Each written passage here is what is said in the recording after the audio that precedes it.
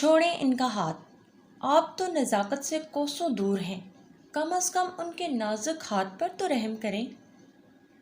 بڑا دل پھٹ رہا ہے، ہمدردیاں پھوٹ رہی ہیں۔ اے لڑکی، گھرتی کس کو ہے؟ گراتے ہوئے اس نے پھر سارا کے ہاتھ کو جھٹکا تھا۔ ہاتھ چھوڑو میرا! اس کے صبر کی انتہا ہوئی تھی جو اس لڑکی پر چیخی تھی۔ ارے یہ کیا کر رہی ہو تم؟ شان بڑبڑاتا ہوا وہاں آیا تھا۔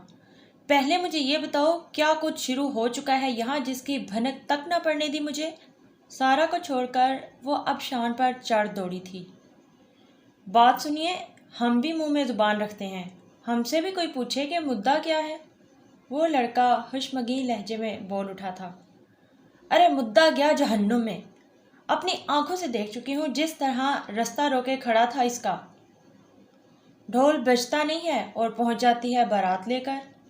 ہونہار انداز میں بھڑکتا وہ لڑکا فوراً ہی وہاں سے نکل گیا تھا، جبکہ اس کی پشت کو گھور کر وہ دوبارہ سارا کی طرف متوجہ ہو گئی تھی۔ کچھ بھی کہنے سے پہلے سن لو، یہ سارا ہیں، بھابھی کی اکلوتی بہن۔ شان بروقت ہی بول اٹھا تھا، جس پر اس لڑکی نے آنکھیں پھاڑ کر سارا کو دیکھا تھا۔ اے لڑکی، یہ بالکل سچ بول رہا ہے؟ اس کے سوال پر سارا ناگواری سے اسے گھورتی آگے بڑھ گئی تھی۔ یہ اس دنیا میں کب نازل ہو گئی؟ اس کے جاتے ہی وہ شان سے مخاطب ہوئی تھی۔ نازل تو بہت پہلے ہو گئی تھی، دریافت اب ہوئی ہیں۔ شان مسکراتے ہوئے بولا تھا۔ میں نے تو سنا تھا بڑے سے اس کی دشمنیاں چل رہی ہیں۔ وہ مزید حیرت سے بولی تھی۔ انہیں چھوڑو، بس دعا کرو مجھ سے تعلقات جم جائیں، ندیدوں سے بھر جاؤ، جہاں لڑکی دیکھی رالیں بہانے لگتے ہو۔ وہ گرائی تھی۔ اب میں کیا کروں؟ اس بھابھی کی بہن نے تو سکون ہی غارت کر دیا ہے میرا۔ وہ پریشان ہوئی تھی۔ فکر مت کرو، میں اس پر نظر رکھوں گا، شان نے اطمینان دلایا تھا۔ میں قربان جاؤں، دل خوش کر دیا۔ بیٹا تو تیاری پکڑ لے ہمارے جہیز میں ساتھ آنے کی۔ اس نے خوش ہو کر شان کی پشت تھپتھپائی تھی۔ یہاں پہ سین اینڈ ہوتا ہے۔ نیکسٹ سین، اپنے گرد لپٹی شال اتارتے ہوئے وہ اس کی سمت بڑھی تھی اور صورت سے وہ شال اس وجود پر ڈال دی تھی۔ وہ جو بھی تھا اس وقت ساکت منہ کے بل پڑا ہوا تھا۔ ایک قدم کے فاصلے پر پنجوں کے بل بیٹھتے ہوئے وہ سرد ہواؤں کے باوجود پسینے میں بھیگنے لگی تھی۔ نظریں اس پر ہی جمی تھیں جس کا وجود مکمل شال میں چھپ گیا تھا، البتہ چہرہ دوسری جانب تھا۔ رکی ہوئی سانسوں کے ساتھ وہ اس کی مدھم کراہوں کو سن رہی تھی، جو اب زمین سے سر اٹھا کر چہرہ اس کی جانب پھیر رہا تھا۔ اگلے ہی پل وہ دہل کر اپنی جگہ سے اٹھی تھی، اس سے پہلے کہ پلٹ کر بھاگتی۔ جلتے ہاتھ کی گرفت نے اس کا پیر جکڑ لیا تھا، جس پر وہ لڑکھڑاتی ہوئی واپس نیچے گری تھی۔ خوف کی شدت سے اس کی چیخیں حلق میں ہی گھٹ گئی تھیں۔ اس انسان کا آدھا چہرہ دیکھتے ہی دم خشک ہو گیا تھا۔ اس کے زخمی چہرے پر آنکھ کے پپوٹے حد سے زیادہ سوج کے پھولے ہوئے تھے۔ وہ سارا حصہ نیلا پڑا ہوا تھا یا پھر سیاہ، اس تاریکی میں یہ اندازہ لگانا مشکل تھا۔ شدید خوفزدہ نظروں سے اسے دیکھتے سر اٹھا کر چہرہ اس کی جانب پھیر لیا تھا۔ اگلے ہی پل وہ اپنا پیر اس کی گرفت سے آزاد کروانے کی کوشش کرنے لگی تھی۔ پھر یہاں پہ سین اینڈ ہوتا ہے۔ نیکسٹ سین، چائے کا مگ ہاتھ میں تھامے وہ کچن سے باہر نکلی تھی، تب ہی پیچھے سے آتی آواز پر رکی تھی۔ کیا آپ اس افلاطون کو پہچانتی ہیں؟ شان کے سوال پر اس نے حیرت سے اس کے ہاتھوں میں موجود بچے کو دیکھا تھا۔ ہاں، کچھ جانا پہچانا سا تو لگ رہا ہے، یہ شاید تمہاری گود میں ہی رہتا ہے۔ وہ مسکرائی تھی۔ دراصل ان کی والدہ صاحبہ تو اسے میرے حوالے کر کے بھول جاتی ہیں، مگر آپ تو نہ بھولیں کہ یہ آپ کی بہن کا سپوت ہے، کچھ تو اس رشتے کا حق ادا کریں، اللہ کے لیے اسے لے لیں۔ اس کے ملتجی انداز پر وہ مسکرائی تھی اور شہری کو اس کی گود سے لے لیا تھا۔ سنو، تمہارے اس بھائی کے دماغ میں کوئی خلل ہے کیا؟ اس نے لاؤنج میں ٹی وی کے سامنے موجود شاہ رخ کی سمت اشارہ کیا تھا، جس پر شان نے بے ساختہ ہنستے ہوئے اس بات میں سر ہلا دیا۔ وہ لڑکی کون تھی جس کے ہاتھوں میں خوب توضع ہوئی ان حضرت کی؟ وہ مزید پوچھ رہی تھی۔ لیجئے، ابھی تک اندازہ نہیں ہوا آپ کو؟ وہ حیرت سے بولا تھا۔ نہیں، اندازہ تو بہت اچھی طرح ہو چکا ہے، مگر اس سے تمہارا رشتہ کیا ہے؟ وہ میرے چھوٹے چچا کی صاحبزادی ہیں اور اکثر ہمارے گھر میں ہی پائی جاتی ہیں، وہ تفصیل بتا رہا تھا۔ شان کا چہرہ اس کے لیے اجنبی نہیں تھا۔ سدرا جب بھی گھر جاتی تھیں تو انہیں پک اینڈ ڈراپ کرنے کے لیے شان ہی ان کے ہمراہ ہوتا تھا، البتہ اس طرح براہ راست بات چیت وہ پہلی بار کر رہی تھی۔ شہری کو گود میں اٹھائے وہ سدرا کے کمرے کی سمت جاتے ہوئے رکی تھی۔ آغا دیکھیں، شاہی چاچو مجھے کارٹون چینل نہیں لگانے دے رہے، ہنی نے دوبارہ چیخ کر شکایت کی تھی۔ ارے آئیے نا، بچی شکایت کر رہی ہے، کوئی تو ایکشن لیجئے۔ وہ بڑے شرارتی انداز میں اس سے مخاطب ہوا تھا، جبکہ وہ ناگواری سے اسے دیکھتی آگے بڑھ گئی تھی۔ نیکسٹ سین سارا کا وہیں پہ سٹارٹ ہو رہا ہے جہاں پہ وہ شال لپیٹتے ہوئے اس وجود کی طرف گئی تھی۔ بالآخر وہ اپنا پیر اس کی گرفت سے نکالنے میں کامیاب ہو گئی تھی، کیونکہ اس کے نیم مردہ وجود میں اتنی طاقت ہی کہاں تھی کہ وہ اس کی کوشش کو ناکام کر سکتا۔ میری مدد کرو، بہت مدھم آواز پر وہ جو صورت سے پیچھے ہٹ رہی تھی رک کر اسے دیکھنے لگی تھی، جو تکلیف دہ کراہوں کے درمیان بامشکل بولا تھا۔ پھولی ہوئی سانسوں کے ساتھ وہ ڈرتے ڈرتے ایک بار پھر اس کے کچھ قریب آئی تھی اور چند لمحوں تک اس کے زخمی چہرے کو دیکھتی رہی تھی۔ کون ہو تم؟ اس کے خوف میں کچھ کمی آئی تھی جو یہ سوال کر رہی تھی۔ اسے اندازہ ہو رہا تھا کہ وہ لڑکا اس کا ہم عمر ہو سکتا تھا۔ ایک بار پھر وہ اپنا سوال دہرا رہی تھی، مگر جواباً کراہتی آوازوں کے علاوہ اسے کچھ سنائی نہیں دے رہا تھا۔ کچھ دیر تک وہ اس کے جواب کا انتظار کرتی رہی تھی، مگر اس انتظار میں آہستہ آہستہ اس کی کراہیں بھی بند ہوتی چلی گئی تھیں۔ کیا تم سو گئے ہو؟ جامد خاموشی سے گھبرا کر وہ بے اختیار اس کے شانے کو انگلی سے ٹھونک گئی تھی۔ دوسری جانب دم توڑتی کراہیں پھر ابھرنے لگی تھی۔ میری مدد کرو، لرزتی آواز میں پھر وہی جملہ دہرا رہا تھا۔ میں کیا مدد کروں تمہاری؟ اسے کچھ سمجھ نہیں آیا تھا جو پریشان ہو کر پوچھا تھا، مگر جواباً وہی اذیتناک کراہیں۔ کیا تم اٹھ سکتے ہو؟ وہ مزید پوچھ رہی تھی۔ دوسری جانب زمین پر دھرے اس کے ہاتھ کی مٹھی بند ہو کر کھلی تھی۔ دنگ بیٹھی وہ اسے دیکھ رہی تھی۔ سمجھ نہیں آ رہا تھا کہ وہ تکلیف سے کرا رہا ہے یا رو رہا ہے۔ شاید وہ یہ دونوں کام کر رہا تھا۔ اس کا وجود ساکت تھا، مگر اس کے ہاتھ کی ہتھیلی زمین پر دھیرے دھیرے رگڑ کھا رہی تھی، جس سے اس کی بے بسی و لاچاری کا بخوبی اندازہ کیا جا سکتا تھا۔ تم تو اٹھ بھی نہیں سکتے، اب میں کیا کروں؟ زیر لب بولتے ہوئے اس نے دائیں بائیں نظریں دوڑائی تھیں اور پھر اس کے بے بس وجود کو دیکھا تھا۔ اسے اپنا دماغ معوف ہوتا محسوس ہو رہا تھا۔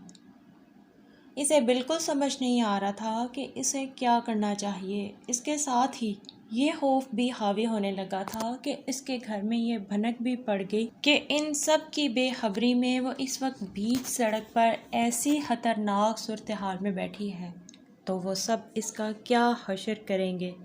اس کے دل و دماغ میں ہول اٹھنے لگے تھے۔ یہاں پہ پھر سین اینڈ ہوتا ہے۔ نیکسٹ سین۔ اچھا ہوا تم خود آ گئیں، میں ابھی تمہارے پاس ہی آ رہی تھی۔ وارڈروب بند کرتے ہوئے وہ اس کی طرف آ گئی تھی جو شہری کو ساتھ لیے بیڈ کے کنارے بیٹھ گئی تھی۔ کچھ کہنا تھا آپ کو؟ وہ پوچھ رہی تھی۔ تم یہ بتاؤ، اب مجھ سے ناراض تو نہیں ہو؟ ان کے سوال پر وہ خاموش ہی رہی تھی۔ سارا، میرے سسرال میں سب بہت اچھے ہیں، سب کے دل میں تمہارے لیے جگہ ہے، تو پھر تم بھی اپنے دل میں ان کے لیے جگہ رکھو، وہ نرم لہجے میں بولی تھی۔ میں جانتی ہوں کہ تم یہاں مطمئن نہیں ہو، اس کی وجہ بھی میں جانتی ہوں، مگر تم یقین رکھو کہ بس کچھ دن لگیں گے، پھر سب کچھ ٹھیک ہو جائے گا، وہ سمجھانے والے انداز میں بول رہی تھی۔ شمس دل کے بہت اچھے ہیں، مجھے معلوم ہے، اگر امی تاکید نہ بھی کرتی تو بھی وہ تمہیں کہیں اور جانے نہیں دیتے۔ زبان سے وہ کچھ بھی کہتے رہیں، مگر ان کے دل میں سب کی فکر اور خیال رہتا ہے، بس وہ یہ چیز ظاہر نہیں کرتے ہیں۔ تم انہیں سمجھنے کی کوشش کرو، ان کی نیت پر شک نہ کرو، وہ صرف امی یا میری وجہ سے مجبور نہیں ہوئے ہیں؟ آپ مجھ سے یہ سب کہہ کر ثابت کیا کرنا چاہتی ہیں؟ وہ بیزاری سے بولی تھی۔ کچھ ثابت نہیں کرنا چاہتی، بس یہ کہنا چاہتی ہوں کہ میں تمہیں اس گھر سے کہیں اور نہیں جانے دوں گی۔ وہ ناراضی سے اسے دیکھتے ہوئے بولی تھی۔ بس کہہ دیا یا ابھی کچھ اور بھی کہنا باقی ہے؟ وہ تلخ لہجے میں بولی تھی۔ ہاں کہنا ہے، اور یہ کہ سب کو معلوم ہے کہ تم میرے گھر آ چکی ہو، اس لیے کہ اب تم سب سے ملنے چلو گی۔ پورشن الگ الگ ہیں تو کیا ہوا، گھر تو ایک ہے۔ نہیں جاؤ گی تو سب سے میل ملاپ کیسے ہوگا؟ مجھے کسی سے میل ملاپ کی خواہش نہیں ہے، اور نہ ہی آپ کے شوہر کے رشتہ داروں سے ملنے کا شوق ہے۔ وہ ناگواری سے بات کاٹ کر بولی تھی۔ شوق کا ہونا ضروری نہیں ہے میرے شوہر کے رشتہ داروں سے ملنے کے لیے۔ بس کہہ دیا ہے میں نے، آج چل رہی ہو تم سب سے ملنے میرے ساتھ۔ ان کے ڈپٹنے پر وہ سر جھٹک کر رہ گئی تھی۔ نیکسٹ سین۔ یہ سچ تھا کہ وہ اسے یہاں چھوڑ کر بھاگنا نہیں چاہتی تھی۔ سین وہیں پہ آ گیا ہے، رات کے ٹائم سارا جہاں پہ گئی، مگر وہ خود کو بھی کسی مشکل میں نہیں ڈالنا چاہتی تھی، اس لیے وہ بس اب جلد از جلد کچھ کرنا چاہ رہی تھی۔ یہ اندازہ تو اسے بہت اچھی طرح ہو گیا تھا کہ وہ اپنی جگہ سے حرکت کرنے کے قابل نہیں ہے، بلکہ اسے تو شاید اس چیز کا بھی ہوش نہیں تھا کہ وہ اس وقت کس حالت میں اور کس جگہ پڑا ہے۔ خود کو مضبوط کرتے ہوئے وہ مزید اس کے نزدیک گئی تھی۔ اس کی پشت پر سے شال ہٹا کر نیچے کرتے ہوئے وہ بس ایک پل کو رکی تھی۔ بری طرح پھٹی ہوئی شرٹ سے جھانکتی جلد پر جگہ جگہ نشان نظر آ رہے تھے۔ دنگ نظروں سے ان نشانات کو دیکھتے ہوئے وہ اب اس کے شانے اور پہلو پر ہاتھوں کا دباؤ ڈالتے ہوئے اسے سیدھا کر رہی تھی۔ وہ ایک نحیف و نزار وجود رکھتا تھا، لیکن پھر بھی اس کے بے سدھ غافل وجود کو سیدھا کرتے ہوئے وہ ہانپ گئی تھی۔ اس دوران مدھم کراہوں میں اضافہ ہوا تھا، مگر وہ کوئی توجہ نہیں دے سکی تھی۔ اس کی شرٹ چیتھڑوں کی شکل میں اس کے بدن پر موجود تھی، جس میں کچھ بھی چھپا نہیں رہ سکتا تھا۔ اس کے سینے پر وہی نشان موجود تھے جن پر مزید غور کرنے کا وقت نہیں تھا، اس لیے فوراً ہی شال وہ اس پر ڈال چکی تھی، مگر اس کی ٹانگوں کے نیچے دبی بقیہ شال نکالتے ہوئے وہ کانپ اٹھی تھی۔ کٹی پھٹی پینٹ سے جھانکتی برہنہ ٹانگوں پر بہتی سرخ لکیریں دیکھ کر اس کا دل اچھل کر حلق میں آنے لگا تھا۔ سرعت سے اس نے شال واپس پھیلا دی تھی۔ وہ اب فوری طور پر اسے اس سڑک سے ہٹا لینا چاہتی تھی۔ پیروں سے اگر کھینچ کر ہٹاتی تو کھردری زمین اس کے زخمی وجود کو مزید بدحال کر ڈالتی۔ بجلی کسی تیزی سے اس کے دماغ نے کام کرنا شروع کر دیا تھا۔ اگلے ہی لمحے وہ اس کے سرہانے آئی تھی اور اب ایک ہاتھ سے اس کے سر کو اٹھاتے ہوئے دوسرے ہاتھ کا دباؤ پشت پر ڈالتے ہوئے بامشکل اسے اٹھانے کی کوشش کی تھی۔ دوسری جانب وہ ہوش میں تھا یا نہیں، اندازہ لگانا مشکل تھا، کیونکہ اس کا وجود بے حس و حرکت تھا، مگر اس کی تکلیف دہ کراہیں وقفے وقفے سے ابھر کر معدوم ہو رہی تھیں۔ اس کے سر کا پچھلا حصہ اپنے شانے سے لگاتے ہوئے اس نے اپنے دونوں ہاتھ اس کے سینے تک لے جا کر باندھے تھے، اور اسی طرح جھکے جھکے ہی وہ اب اسے گھسیٹتے ہوئے سڑک سے ہٹ کر اپنے فلیٹ کی عمارت کی سمت بڑھتی جا رہی تھی۔ سین اینڈ ہوتا ہے۔ نیکسٹ سین۔ کھانے کے وقت تو تم اپنا سیل آف کر دیا کرو۔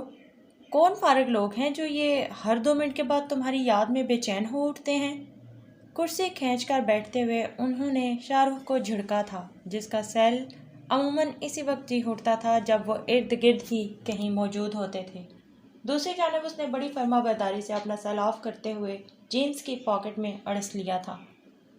آج پھر تم فیکٹری نہیں آئے؟ اس ہفتے میں صرف 2 دن تم نے وہاں مجھے اپنی شکل دکھائی ہے۔ کچھ کہتا نہیں ہو تو اس کا یہ مطلب نہیں کہ فائدہ اٹھاتے رہو۔ وہ مزید برسے تھے۔ میں آج تو ضرور آ جاتا، لیکن میرے سر میں بہت درد ہو رہا تھا، تو اڑی ہوئی رنگت کے ساتھ اس نے ایک نظر شان پر ڈالی تھی جو مسکراہٹ چھپانے کی کوشش کر رہا تھا۔ تمہارے سر میں جو دماغ ہے اسے استعمال تو کرتے نہیں ہو، پھر کیوں آئے دن درد ہوتا ہے سر میں؟ دوبارہ یہ فرسودہ بہانے نہ بنانا میرے سامنے۔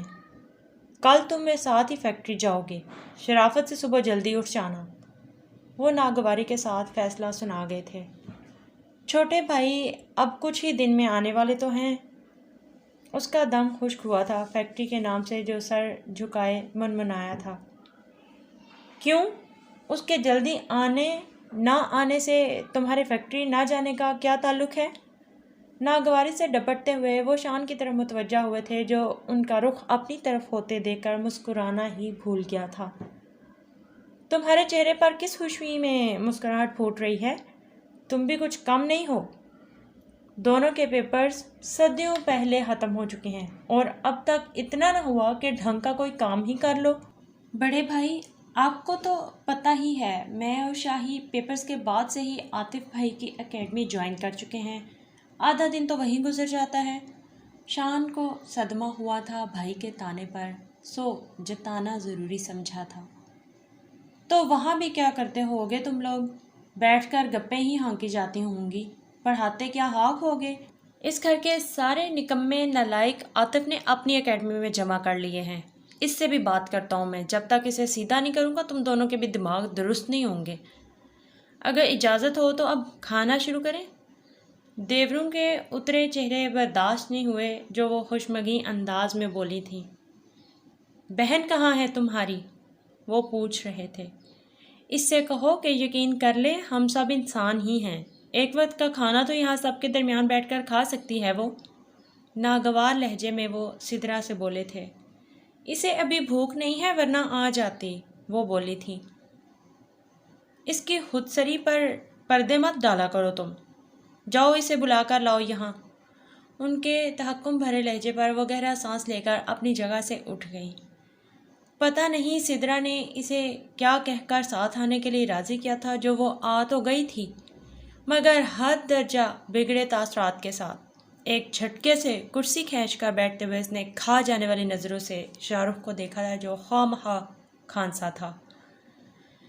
اس گھر میں رات کا کھانا سب ساتھ بیٹھ کر کھاتے ہیں، دل نہ چاہے تو بھی یہاں بیٹھ کر کھانا کھایا کرو، میں یہ بات دوبارہ نہیں دہراؤں گا۔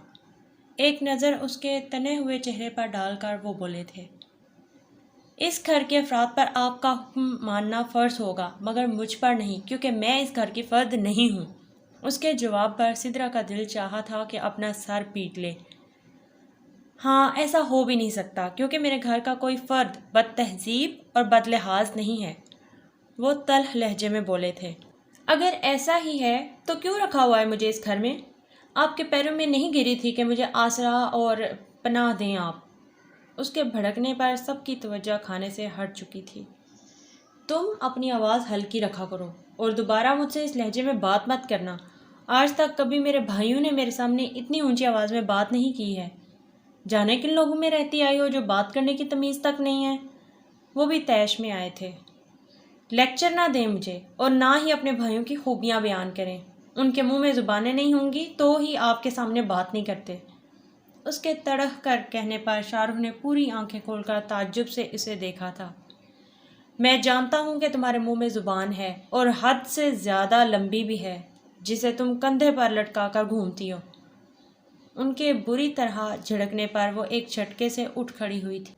آپ اسی لیے بلا کر لائی تھی مجھے یہاں کہ بے عزت کر کے اٹھا دیا جائے؟ وہ غصیلے انداز میں سدرا پر چیخی تھی جن کے چہرے کا رنگ اڑ چکا تھا۔ تمہاری زبان تمہیں بے عزت کرواتی ہے، اپنی زبان کو سیدھا کرو پہلے اور پھر یہاں آ کر بیٹھو۔ وہ ناگوار نظروں سے اسے دیکھتے ہوئے بولے تھے۔ اب تو میں یہیں بیٹھوں گی، بلکہ سب کے سروں پر بیٹھوں گی۔ سرخ چہرے کے ساتھ ہٹ درمی سے بولتی وہ واپس بیٹھ گئی تھی۔ دوسری جانب حیرت انگیز بات یہ کہ شمس جواباً خاموشی سے کھانے کی طرف متوجہ ہو گئے تھے۔ شدید تعصب کے ساتھ سدرا دل محسوس کر رہ گئی تھی جبکہ وہ شدید تپے انداز میں اپنی پلیٹ میں چاول ڈال رہی تھی۔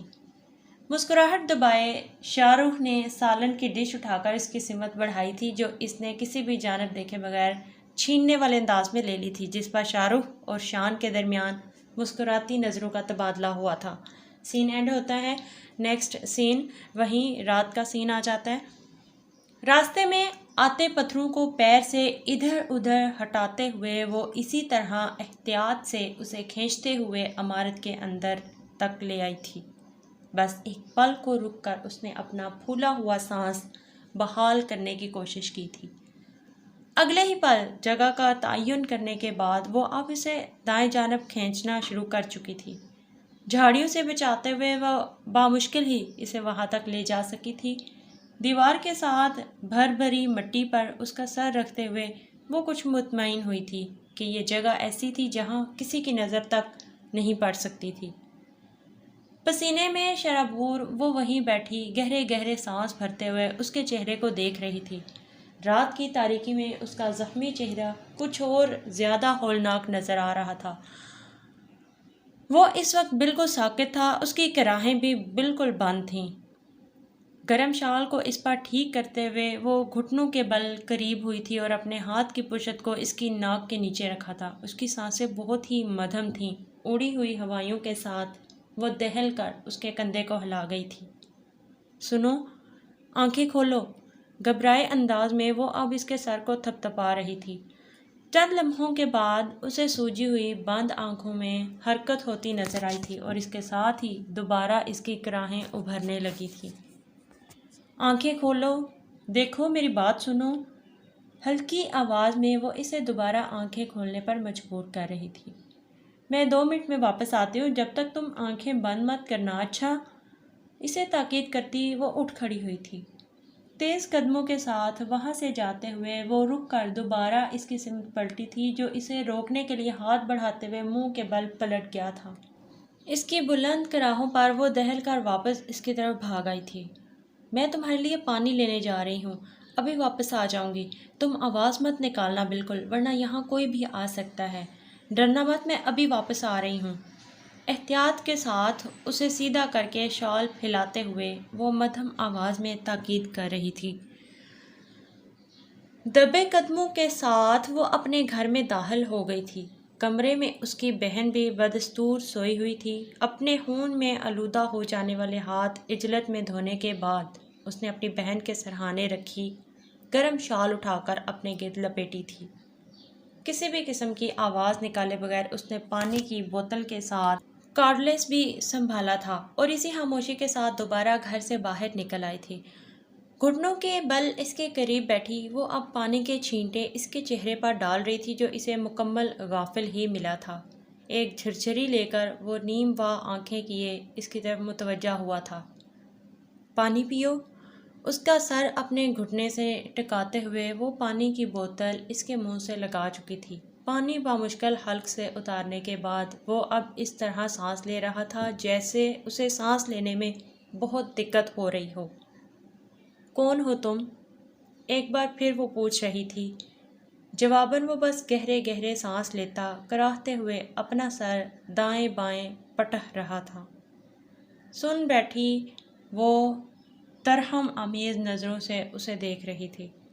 جانتی تھی، محسوس کر سکتی تھی کہ وہ اس وقت بے پناہ اذیت و تکلیف میں مبتلا ہے جسے وہ کم نہیں کر سکتی تھی، لیکن اس کے لیے وہ جو کچھ کر رہی تھی وہ بھی اس کے اختیار سے زیادہ ہی تھا۔ نیکسٹ سین سٹارٹ ہوتا ہے۔ مجھے بھی بات کرنی ہے چاچو سے اور ان کو یاد کروانا ہے کہ وہ میرے لیے کیا کیا گفٹ لائیں گے۔ کمرے میں داخل ہوتے ہوئے انہیں اپنی بیٹی کی آواز سنائی دی تھی، جو باپ کے پاس کھڑی ضدی انداز میں بول رہی تھی۔ کیا ہوا؟ اب بھی بات نہیں ہوئی؟ شمس کے تاثرات دیکھتے ہوئے انہوں نے سوال کیا تھا۔ نہیں، کب سے کوشش کر رہا ہوں۔ ایک تو اس لڑکے نے میری جان ہلکان کرنے کا تہیہ کر لیا ہے، پتہ نہیں کس حال میں کہاں کہاں خوار ہوتا پھر رہا ہوگا۔ نمبر ٹرائی کرتے ہوئے وہ کسیلے انداز میں بولے تھے۔ آپ کو تو لگتا ہے عادت ہوتی جا رہی ہے پریشان رہنے کی۔ وہ مسکرائی تھیں۔ تو اور کیا کروں؟ آج سارا دن میری اس سے بات نہیں ہو سکی ہے، وہ بولے تھے۔ تو یہ بھی کوئی پریشان ہونے والی بات ہے؟ ہوگا وہ کسی ایسی جگہ جہاں سگنل وغیرہ کا مسئلہ ہو، اور وہ کوئی تنہا تو نہیں ہے، وہاں گھر کے ہی لڑکے ہیں اس کے ہمراہ، اور اس کے وہ دوست بھی جنہیں آپ اچھی طرح جانتے ہیں، وہ حیرت سے بولی تھی۔ مجھے سب معلوم ہے، لیکن میں پھر بھی اس سے بات کیے بغیر، اس کی آواز سنے بغیر نہیں رہ سکتا ہوں، اور وہ ہے کہ ذرا بھی احساس نہیں ہے۔ اوپر سے 1 مہینہ ختم ہونے والا ہے، مگر اس کا ابھی واپسی کا ارادہ ہی نہیں۔ حد ہوتی ہے کسی بات کی، وہ بگڑے انداز میں بولے تھے۔ اب ایسا تو مت کہیں، پہلی بار وہ اس طرح کہیں باہر گیا ہے اور آپ کی اجازت سے ہی گیا ہے۔ ابھی تو مہینہ بھی نہیں گزرا ہے، ہو سکتا ہے کہ اسے مزید کچھ دن اور لگ جائیں۔ کسی ایک محسوس جگہ پر تو وہ گیا نہیں ہے۔ یہی دن تو ہوتے ہیں آزادی سے گھومنے پھرنے کے، اور آپ ہیں کہ بلا وجہ خود ہی پریشان رہتے ہیں اور دن میں 10 بار فون کر کے اسے بھی پریشان کرتے ہیں۔ سدرا، میں یہ سب اسے پریشان کرنے کے لیے نہیں کرتا ہوں۔ تم جانتی ہو میں اس کے ہر معاملے میں کس قدر حساس ہوں۔ ایک ایک دن میں اسے دیکھے بغیر کس طرح کاٹ رہا ہوں یہ میں ہی جانتا ہوں۔ وہ ناراضی سے بولے تھے۔ ہر بار میں آپ کو ایک ہی بات سمجھاتی ہوں اور ہر بار آپ سب بھول جاتے ہیں، وہ عاجز ہو کر بولی تھی۔ وہ اب کوئی چھوٹا سا نہ سمجھ بچہ نہیں ہے شمس۔ آپ دل سے یہ وہم نکال کیوں نہیں دیتے کہ اگر وہ آپ سے اور گھر سے دور ہے تو خدا نہ خواستہ کسی مشکل میں ہی گرفتار ہوگا۔ آپ یہ یقین کر لیں کہ اب سب کچھ بدل چکا ہے۔ اسے اعتماد دیتے دیتے آپ خود وہموں اور وسوسوں کا شکار ہوتے جا رہے ہیں، اور تم اس کی وجہ بھی جانتی ہو، وہ درمیان میں بولے تھے۔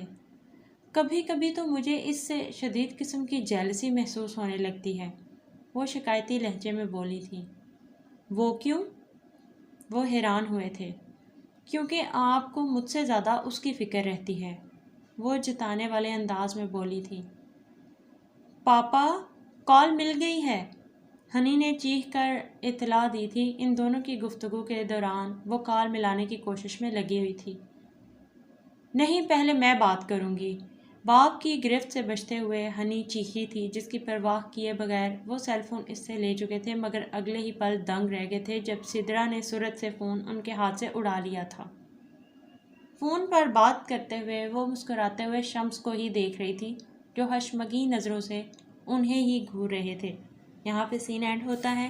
نیکسٹ سین، شدید گھبرائی نظروں سے وہ اسے تک رہی تھی، جو سر پٹکتے ہوئے اب کچھ اور زیادہ عصیت کے ساتھ گراہیں بھر رہا تھا۔ دیکھو، تم ٹھیک ہو جاؤ گے، کچھ نہیں ہوگا تمہیں، وہ بامشکل ہی اسے تسلی دے سکی تھی۔ تمہیں اپنے گھر کا فون نمبر یاد ہے؟ مجھے بتاؤ، میں ابھی تمہارے گھر والوں سے تمہاری بات کرواتی ہوں۔ گھر ہے نا تمہارا؟ بولتے ہوئے وہ دھک سے رہ گئی تھی جب وہ یکدم ہی بلند آواز میں رونا شروع کر چکا تھا۔ تیزی سے اپنا ہاتھ اس کے منہ پر سختی سے جمائے وہ اسے روک گئی تھی۔ اگر تم نے اس طرح آوازیں نکالی تو میں تمہیں یہاں چھوڑ کر بھاگ جاؤں گی، وہ دہل کر بولی تھی۔ جواباً وہ فوراً ہی اس کا ہاتھ پکڑ چکا تھا۔ میں مر رہا ہوں، میں مر جاؤں گا، گھٹی گھٹی آواز میں روتے ہوئے وہ بولا تھا۔ تم غور سے میری بات سنو، میں تمہیں اس جگہ کا ایڈریس بتا رہی ہوں، وہ یاد رکھنا، اور مجھے اپنے گھر کا نمبر بتاؤ۔ اپنے گھر والوں کو جلد از جلد یہاں بلاؤ، میں اب اور زیادہ دیر تک تمہارے پاس نہیں رہ سکتی، وہ ہدایت دے رہی تھی۔ نمبر ملا کر اس نے بیل کی آواز پہلے خود سنی تھی اور پھر کارڈلیس اس لڑکے کے کان سے لگا دیا تھا۔ دوسری جانب سے آتی آواز اسے سنائی دے سکتی تھی کیونکہ وہ قریب جھکی کان لگائے بیٹھی تھی۔ وہ آواز کسی مرد کی تھی جو بنا رکے کچھ بول رہا تھا۔ ایڈریس بتاؤ یہاں کا، بہت مدھم آواز میں وہ اس کے کندھے کو ہلاتے ہوئے تاکید کر رہی تھی، جو دوسری جانب سے آتی آواز کو سنتے ہوئے ہچکیوں کے ساتھ بس زاروں کی طار رو رہا تھا، جبکہ اس کا بس نہیں چل رہا تھا کہ خود فون پر ایڈریس بتا دے، مگر وہ ایسا کر نہیں سکی تھی۔ اس نے شکر کا سانس لیا تھا جب اس لڑکے نے آہوں کراہوں کے درمیان ایڈریس بتانا شروع کر دیا تھا، جو وہ کچھ دیر پہلے ہی اسے اچھی طرح یاد کروا چکی تھی۔ یہ کون تھا؟ کارڈلیس آف کرنے کے بعد اس نے پوچھا تھا، مگر وہ تو کچھ سن ہی نہیں رہا تھا، اسی طرح گھٹ گھٹ کر رو رہا تھا جیسے فون پر بات کرتے ہوئے رونا شروع کر دیا تھا۔ آہستہ آہستہ اس کی سسکیاں مدھم پڑتے پڑتے بالکل ختم ہوتی چلی گئی تھیں۔ گھٹنوں کے گرد ہاتھ لپیٹے ٹھٹھرتے ہوئے وہ اس کے سرہانے ہی سکڑی سمٹی بیٹھی تھی، مگر وقفے وقفے سے اس کی دھڑکن چیک کر رہی تھی، جو ایک بار پھر ارد گرد سے مکمل غافل ساکت پڑا تھا۔ دل ہی دل میں اللہ سے اس کے گھر والوں کی جلد از جلد آمد کی دعائیں مانگتے ہوئے اسے پتہ نہیں کتنا وقت گزر گیا تھا۔ رات کی تاریک چادر سمیٹنے لگی تھی۔ صبح کی سفیدی اب پھیلنا شروع ہو چکی تھی، اس لیے اب اس کا یہاں سے چلے جانا ہی بہتر تھا۔ جلتی آنکھیں کھول کر اس نے اپنے گھٹنوں سے سر اٹھایا تھا اور پھر اپنی جگہ سے اٹھتے اٹھتے ٹھٹک کر رکی تھی۔ جس جگہ وہ لیٹا ہوا تھا وہاں آدھے سے زیادہ حصہ خون سے رنگ چکا تھا۔ بھری مٹی میں جانے کب سے خون جذب ہوتا چلا گیا تھا۔ تاریکی میں وہ یہ دیکھ نہیں سکی تھی، مگر اب صبح کی نمودار ہوتی روشنی میں بخوبی وہ یہ ہولناک منظر دیکھ سکتی تھی۔ چند لمحوں تک وہ ساکت بیٹھی رہی تھی، پھر ہمت کر کے اپنا کانپتا ہوا ہاتھ شال کی سمت بڑھایا تھا۔ یکدم ہی دل کی دھڑکن رکی تھی جو اس نے شال دوبارہ ڈھانپ دی تھی۔ لرزتے کانپتے ہاتھ کو اس کے سر پر رکھتے ہوئے وہ اب اس کا چہرہ اپنی طرف کر رہی تھی جو دوسری جانب تھا۔ اس کے چہرے کو دیکھتے ہوئے وہ بامشکل ہی منہ پر ہاتھ رکھ کر چیخوں کو روک سکی تھی کہ اس چہرے کا ہر نقش ہی بگڑا ہوا تھا۔ سر سے پیر تک کانپتے ہوئے وہ اب اس کے شانوں سے شال ہٹا رہی تھی۔ اس کی آنکھوں کے آگے اندھیرا چھانے لگا تھا۔ جلتی سگریٹ سے داغے گئے نشانوں کے ساتھ انسانی دانتوں کے گہرے نشان الگ ہی نمایاں تھے، جن کی تاب نہ لاتے ہوئے وہ کرنٹ کھا کر اٹھ کھڑی ہوئی تھی۔ چکراتے ہوئے دماغ کے ساتھ وہ جانے کے لیے پلٹی تھی، لیکن اگلے ہی پل اس کے اوزان ہتا ہو گئے تھے۔ صاف دکھائی دے رہا تھا گیٹ سے یہاں تک وہ جہاں جہاں سے اسے کھینچتی ہوئی لائی تھی وہاں سرخ لکیریں بنتی چلی گئی تھیں۔ سین اینڈ ہوتا ہے۔ نیکسٹ سین۔ سدرا کچن میں مصروف تھیں، اس لیے روتے ہوئے شہری کو بہلانے کے لیے وہ اسے اٹھائے باہر برآمدے میں آ گئی تھی۔ شہری کو کندھے سے لگائے ٹہلتے ہوئے وہ ارد گرد کا جائزہ بھی لیتی جا رہی تھی۔ سامنے ایک وسیع رقبہ پھیلا ہوا تھا۔ جس پورشن میں وہ کھڑی تھی اس کے علاوہ بھی 3 عمارتیں دائیں بائیں سر اٹھائے کھڑی تھیں۔ اسے پتہ تھا ان عمارتوں میں شمس کے چچا تایا کی فیملیز رہتی ہیں۔ سدرا کے ہمراہ وہ ان سب سے ملنے گئی تھی اور سب ہی لوگ اسے بہت سلجھے ہوئے اور ملنسار لگے تھے۔ ان سب گھروں میں لڑکوں کے ساتھ لڑکیوں کی بھی کافی تعداد موجود تھی، اس وجہ سے یہ جگہ کچھ زیادہ ہی پر رونق نظر آتی تھی۔ سب عمارتوں کے درمیان ایک جانب کافی بڑا گراؤنڈ تھا جس کے گرد باؤنڈری کھینچی ہوئی تھی۔ اس وقت بھی وہاں کچھ لڑکے باسکٹ بال کھیلنے میں مگن تھے۔ گراؤنڈ سے نظر ہٹا کر وہ ہنے کی سمت متوجہ ہوئی تھی جو اچھلتی کودتی اسی طرف آ رہی تھی۔ ایک بلی موٹی تازی تھی جو مزے سے ڈنگ ڈونگ کھاتی تھی۔ مزے سے گاتی ہوئی وہ سارا کے قریب آئی تھی۔ پھر گاؤ، میں سنوں گی۔ سارا نے اس کا ہاتھ پکڑا تھا جبکہ وہ دوبارہ گانے لگی تھی۔ بے ساختہ ہنستے ہوئے سارا نے جھک کر اس کے چہرے کو چوم لیا تھا۔ اندر جاتی ہنی سے نظر ہٹا کر وہ پلٹتے ہوئے دنگ ہوئی تھی۔ ایک بلی موٹی تازی تھی جو مزے سے ڈنگ ڈونگ بڑے مؤدب انداز میں ہاتھ باندھے وہ سامنے کھڑا گا رہا تھا۔ شدید ناگواری سے سارا نے اس کے چہرے اور آنکھوں سے چھلکتی شرارتی مسکراہٹ کو گھورا تھا۔ سن تو لیں، مجھے یہ پورا آتا ہے۔ اسے سامنے سے ہٹتے دیکھ کر وہ سرعت سے سامنے آ گیا تھا۔ تم یہ فضول حرکتیں کرنا بند نہیں کرو گے تو میں آپی سے تمہاری شکایت کر دوں گی، سمجھے تم؟ وہ گرائی تھی۔ نہیں، بھابھی سے نہیں بلکہ بڑے بھیا سے آپ یہ شکایت کریں، کیونکہ آپ کے اور بھائی کے مذاکرات سننے اور دیکھنے میں مجھے بڑا مزہ آتا ہے۔ وہ مزے سے بولا تھا۔ ویسے آج آپ مجھے بتا ہی دیں کہ بڑے بھائی نے آخر ایسا بھی کیا کیا ہے جو آپ ان کی دم پر پیر رکھ دیتی ہیں؟ وہ پوچھ رہا تھا۔ جواباً وہ کچھ کہتے کہتے یکدم ہی رکی تھی۔ جو اسے نظر آ رہا تھا وہ نہیں دیکھ سکا تھا۔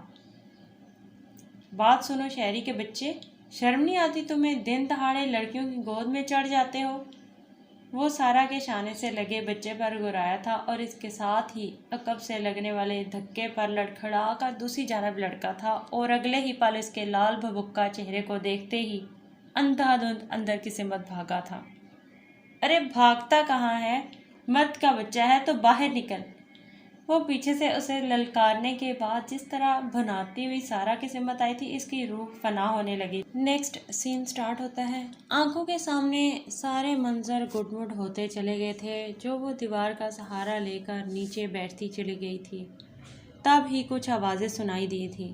بھاری قدموں کی دھمک پر اس نے گردن موڑ کر دیکھا تھا اور اس کے ساتھ ہی اس کا سانس رک گیا تھا۔ سورج سے جھاڑیوں کو پھلانگتا وہ شخص ایک ہی جست میں قریب آ چکا تھا۔ ساکت نظروں سے وہ اس شخص کو ہی دیکھ رہی تھی جو اس لڑکے کے نیم جاں وجود کو اپنے سینے سے جکڑے بلند آواز میں اسے پکار رہا تھا، اس کے چہرے کو پاگلوں کی طرح چوم رہا تھا۔ پھٹی آنکھوں سے وہ یہ منظر دیکھ رہی تھی۔ پہلی بار اس نے اتنے قریب سے کسی مرد کو اس طرح دھاڑے مار کر روتے چیختے دیکھا تھا۔ اس کا دل جیسے بند ہونے لگا تھا۔ اس شخص سے نظر ہٹا کر وہ اب دائیں جانب دیکھ رہی تھی جہاں گیٹ سے مزید کچھ لوگ اندر آ رہے تھے۔ پولیس کی وردی میں موجود وہ شخص سب سے آگے تھا جسے دیکھتے ہوئے وہ لرز کر اٹھ کھڑی ہوئی تھی۔ دوسری جانب اس لڑکے کو چھوڑ کر وہ شخص فوراً ہی اس کی سمت لپکا تھا جو بس وہاں سے بھاگنے ہی لگی تھی۔ کون ہو تم؟ یہ یہاں کیسے آیا؟ کون لایا ہے اسے یہاں؟ مجھے بتاؤ۔ اس کا بازو سختی سے پکڑے وہ بلند آواز میں دھاڑ رہا تھا، مگر وہ سن کھڑی کبھی اس شخص کو دیکھ رہی تھی، کبھی ان لوگوں کو جو اس لڑکے کو ہاتھوں میں اٹھائے وہاں سے لے جا رہے تھے۔ وہ شخص کیا پوچھ رہا تھا اسے کچھ سنائی نہیں دے رہا تھا۔ تب ہی وہ ہوش میں آئی تھی جب بھاری تھپڑ اس کے چہرے پر پڑا تھا۔ وہ بری طرح نیچے گر پڑی تھی مگر سرعت سے اٹھ کھڑی ہوئی تھی۔ مجھے کچھ نہیں پتا، میں کچھ نہیں جانتی، حلق کے بل چیختے ہوئے وہ سرپٹ وہاں سے بھاگی تھی۔ اپنے پیچھے ہی آتے بھاری قدموں کی گونج پر اس کے حلق سے فلک شگاف چیخیں بلند ہوتی جا رہی تھیں۔ گھر کا دروازہ چوپٹ کھولتے ہوئے وہ تیر کی طرح بھاگتی ہوئی باتھ روم میں جا کر بند ہو گئی تھی۔ میں نے کچھ نہیں کیا ہے، میں کچھ نہیں جانتی ہوں۔ بند دروازے کو مزید ہاتھوں سے دبائے وہ تھر تھر کانپتے ہوئے چیخے جا رہی تھی۔ یہاں پہ سین اینڈ ہوتا ہے۔ پھر نیکسٹ سین۔ آخری بار سمجھا رہی ہوں، وہ جو لوفر اندر بھاگا ہے اس کے قریب میں کسی کو پھٹکنے نہیں دیتی، اور تو تن کر کھڑی ہوئی ہے اس کے سامنے۔ اس کا بس نہیں چلا کہ سارا کو کچا ہی چبا ڈالتی۔ ارے جوان جہان مرد اس گھر میں گھومتے ہیں استہوں کی طرح منہ کھولے، اور تو پھدکتی پھرتی ان کے آگے ہیروئن بنی۔ اس کے پھاڑ کھانے والے انداز پر حفظ زدہ نظروں سے اسے دیکھتے ہوئے سارا نے چہرے کے گرد بکھرتی تراشیدہ لٹوں کو کان کے پیچھے چھپایا تھا۔ یہ جو تو کیٹ واک کرتی ادائیں دکھاتی پھرے گی تو گھر کے مرد بولے نہ ہوں گے تو کیا ہوں گے؟ آئندہ تیری کمر پر یہ زلفیں لہراتی نظر آئیں تو جڑ سے نکال پھینکوں گی۔ ہونہار لہجے میں اسے دھمکاتی وہ رکی تھی۔ تو کیا دیکھ رہا ہے مجھے آنکھیں پھاڑ پھاڑ کے چھٹانک بھر کے؟ وہ اس بچے پر دھاڑی جو پہلے ہی اس کی کڑک آوازوں پر سہما ہوا تھا مگر اب براہ راست اسے خود پر چلاتے آنکھیں نکالتے دیکھ کر پھوٹ پھوٹ کر رونا شروع کر چکا تھا۔ شہری کا سر اپنے شانے سے لگاتے ہوئے وہ ناگواری سے اسے دیکھ رہی تھی جو برآمدے کی سمت سے آتے شمس کی طرف بڑھ گئی تھی۔ بڑے بھیا، اس گھر میں چھریوں کی کمی جو ایک اور چھپن چھری اٹھا لائے۔ ان کے بازو میں ہاتھ ڈالے اندر کی سمجھ جاتے ہوئے وہ کلس کر بولی تھی۔ دوسری جانب بری طرح کھولتے ہوئے وہ ان دونوں کی پشت کو گھورتی رہ گئی تھی۔ سین اینڈ ہوتا ہے۔ نیکسٹ سین۔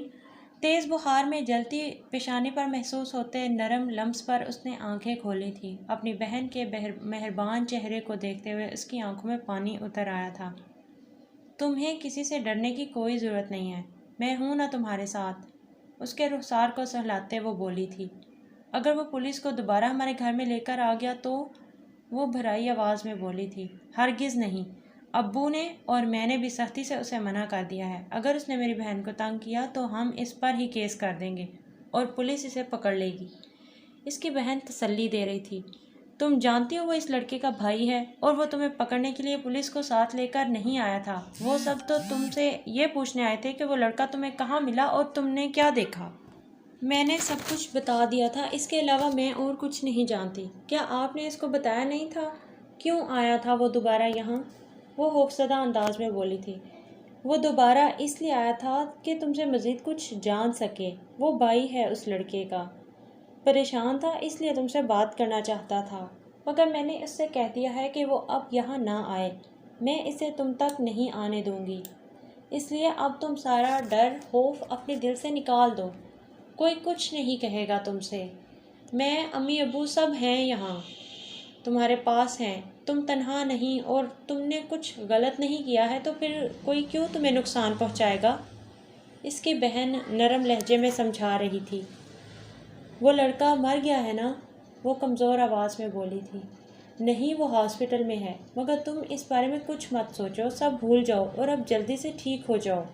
وہ محبت بھرے لہجے میں اس کے خوف کو دور کرنے کی کوشش کر رہی تھی۔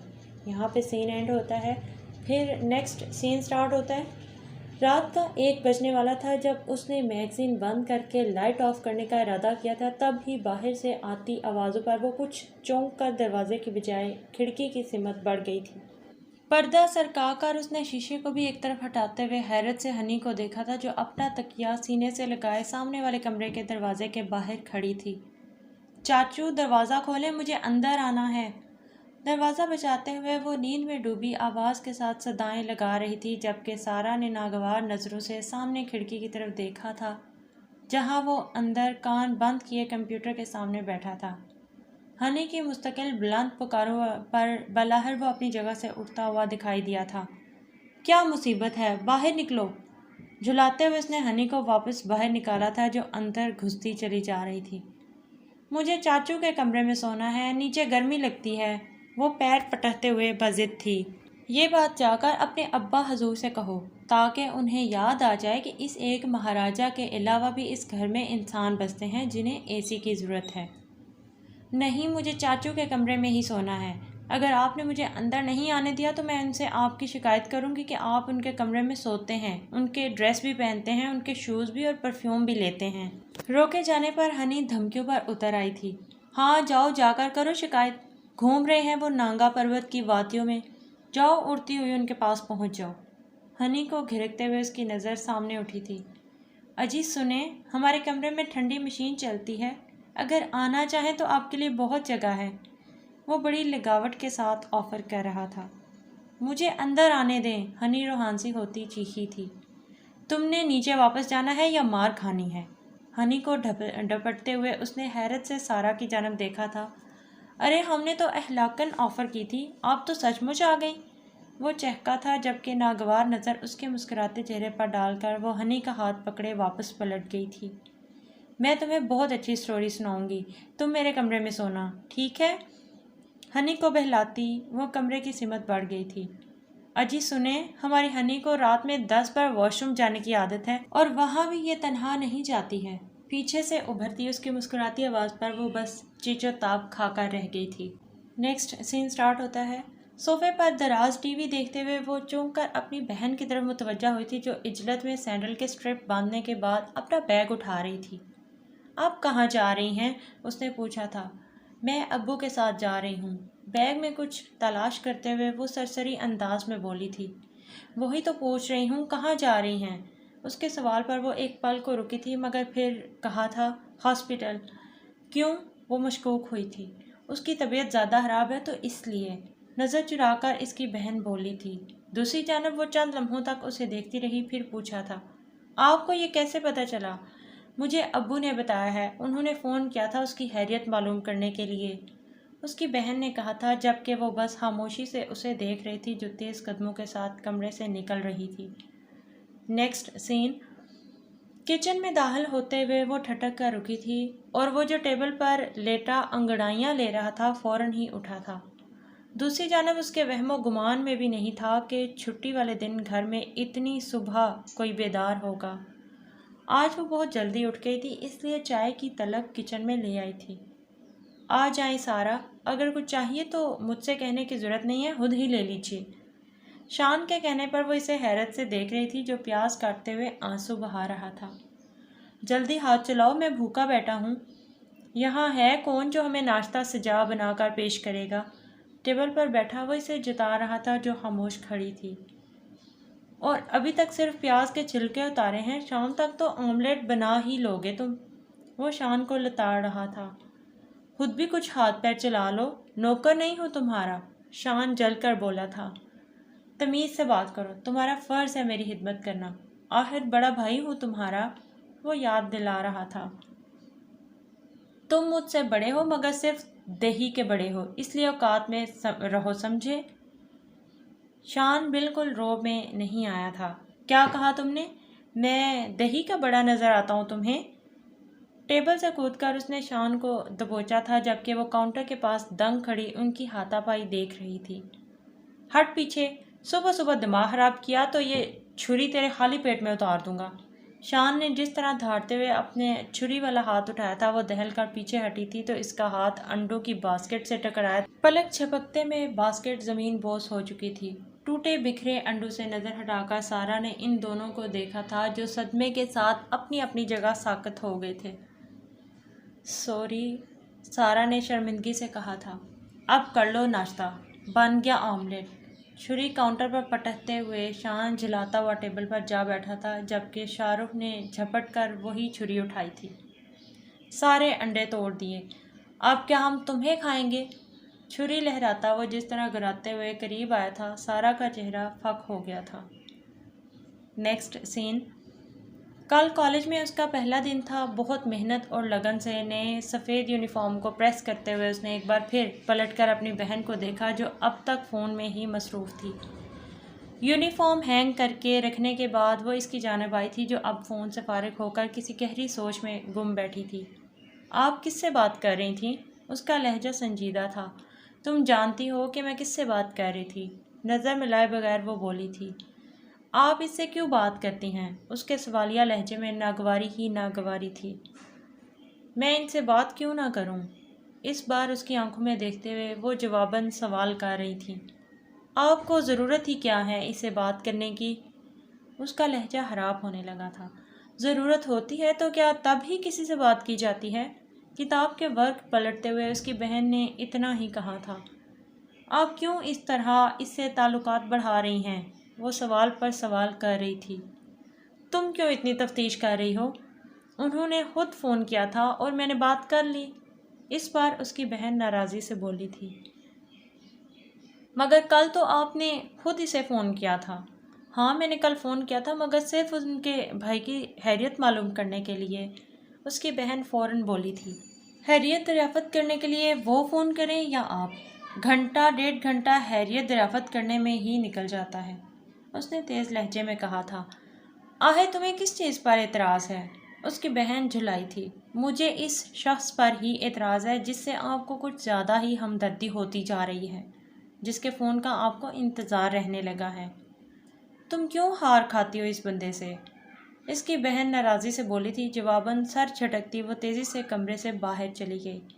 यहाँ पे सीन एंड होता है और किस नंबर 2 भी एंड होती है।